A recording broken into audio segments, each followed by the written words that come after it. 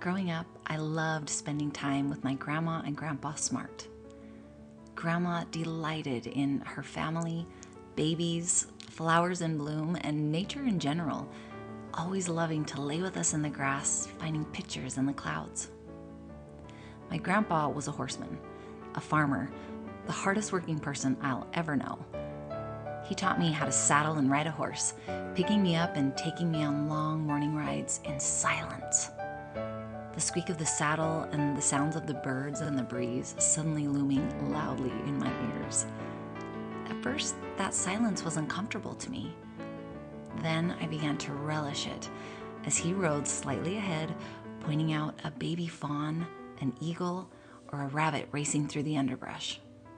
I distinctly remember walking through the halls of junior high and realizing my new school bag had the same squeak as my saddle, and feeling instant comfort in that sound. I'm not an observant person by nature, not with people, places, or even feelings. And spending all those early years with my grandparents helped me to see the beauty and wonder hiding in plain sight, just waiting to be noticed.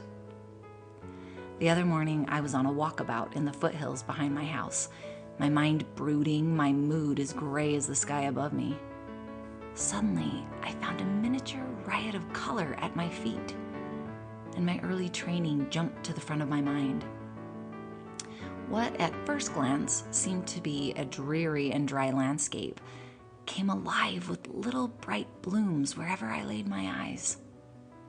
In that moment, I felt Elmer and Marion very near, their warm, smiling eyes encouraging me to see the magic all around me. Sometimes our current path feels cold as winter, dry as desert, as we trudge along from one responsibility to the next, dreading each step. At first glance, things look pretty desolate. Grandma and Grandpa taught me to look more closely for all the bright colors waiting to be noticed. The supportive family, the laughter of my sons, my husband's smile, a caring friend, a clean kitchen, a hot shower, a healthy body. Some people believe in the beauty of karma or of fate or of mere coincidence. I believe in a loving Heavenly Father who plants riots of color throughout my journey to brighten my way, to lighten my load. The true magic in the miracle is when I finally choose to see.